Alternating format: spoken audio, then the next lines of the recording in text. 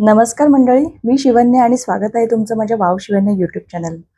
मंडळी, थंबनेलवरून तुम्हाला तर आजचा टॉपिक समजलाच असेल. आज मी तुमच्याशी एक खूप कॉमन पण तितकाच टेन्शन देणारा विषय बोलणार आहे.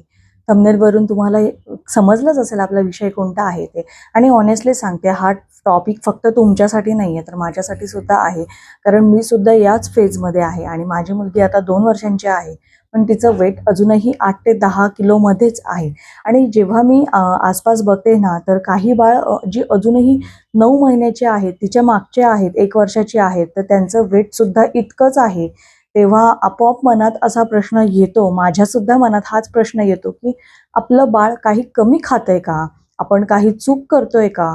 किंवा तिचं वेट का नाही वाढत आहे? म्हणजे हे आणि खरं सांगू का, की आई असलो ना, की आपण जास्त ओव्हरथिंक करतो आणि या गोष्टीचं खूप प्रेशर घेतो. पण हळूहळू मनाला एक गोष्ट समजली, की ती गोष्ट म्हणजे काय, तर प्रत्येक बाळ हे वेगळं असतं आणि आपण कितीही कंपेअर केलं तरी आपलं बाळ दुसऱ्यासारखं कधीच नसणार आहे.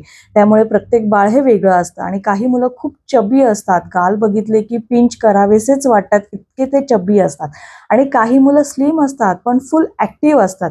दिवसभर पळत असतात, धावत असतात, काही ना काही ॲक्टिव्हिटी चालू असते आणि माझी मुलगी एक्झॅक्टली तशीच आहे. खूप ॲक्टिव्ह आहे. 1 मिनिटसुद्धा शांत बसत नाही. मग मी विचार केला, की जाऊ दे आता ती खात आहे, खेळते आहे, खुश आहे. मग फक्त वेटवरून इतकं टेन्शन का घ्यायचं?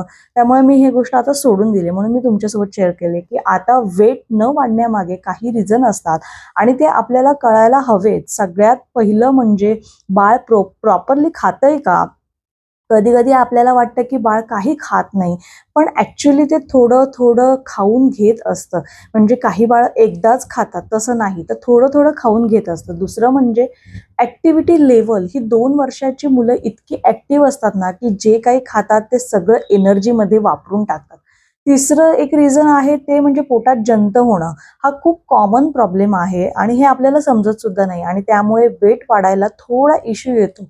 त्यामुळे आणि अजून एक गोष्ट इम्पॉर्टंट रिझन म्हणजे काय, तर जेनेटिक्स. जर आई आणि बाबा, बाळाची आई आणि बाबाच जर स्लिम असतील, तर बाळसुद्धा तसंच असू शकतं ना. त्यामुळे घाबरण्याचं कारण नाही. आणि आता मेन क्वेश्चन येतो, मग बाळाचं वेट वाढवायचं कसं? तर या सगळ्यामध्ये फॅन्सी काही करायची गरज नाहीये. म्हणजे व्हिडिओज बघून काहीतरी रेसिपी करून द्यायचं असं काही करायचं नाही. आपल्या घरात जे आहे छान, त्यातूनच खूप छान वेट वाढू शकतं. मी काय करते ते सांगते. मी तिच्या खाण्यात थोडं साजूक तूप ॲड करते. जसं खिचडी असेल, डाळ-भात असेल, तिला केळी देते. हे खूप इझी आणि वेट गेनसाठी परफेक्ट आहे. दूध, दही हे रोज ट्राय करते द्यायला. कधी-कधी मी ड्रायफ्रुट्स पावडर बनवते. बदाम, काजू ते दुधात मिक्स करून देण्याचा प्रयत्न करते. आणि सगळ्यात इम्पॉर्टंट गोष्ट म्हणजे काय, मी तिला थोडं-थोडं पण वारंवार ह्या गोष्टी खायला देते. एकदम प्लेट भरून देण्यापेक्षा थोडं-थोडं खाल्लं, की मग पुन्हा थोड्या वेळाने भूक लागते. आणि पण इथे आपण एक मोठी चूक करतो, की ती म्हणजे जबरदस्ती खाऊ घालणं. अजिबात जबरदस्ती खाऊ घालायचं नाही, की मोबाईल दाखवा, बस तू खायला, आत्ताच खाल्लं पाहिजे, असं काही करायचं नाही. पण मी हे आधी करत होते. आणखी एक घास खा, आणखी थोडं खा. पण त्यामुळे काय होतं, बाळाचं खाण्यापासून इंटरेस्ट हा कमी होतो. आणि दुसरी चूक म्हणजे काय, मोबाईल देऊन खायला घालणं. आपण म्हणतो आता हे प्लेटमध्ये घेतलं, हे संपवलंच पाहिजे. त्यामुळे आपण त्या मोमेंटला आपल्याला वाटतं की चालेल, पण नंतर ती हॅबिट बनत जाते. आणि एक गोष्ट अजून सांगते, जर तुमचं बाळ खूपच वीक वाटत असेल, काहीच खात नसेल किंवा वारंवार आजारी सुद्धा पडत असेल, तर त्या क्षणाला प्लीज डॉक्टरांचा सल्ला घ्या. पिडियाट्रिशियनचा सल्ला घेणं खूप जास्त गरजेचं आहे. बाकी नॉर्मल केसेसमध्ये थोडा वेट कमी असला तरी टेन्शन घेण्याचं काही कारण नाही.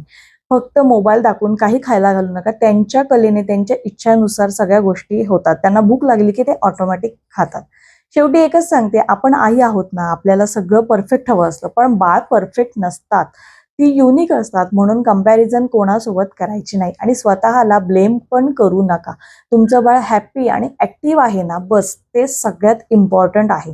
जर तुम्हाला हा विषय रिलेट झाला असेल तर कमेंट्समध्ये मला नक्की सांगा. तुम्ही कशाप्रकारे बाळाचं वजन वाढवता आणि हा व्हिडिओ हेल्पफुल वाटला असेल तर लाईक करा, चॅनलला सबस्क्राईब करायला विसरू नका. भेटूया अशाच माहितीपूर्ण व्हिडिओमध्ये. तोपर्यंत धन्यवाद.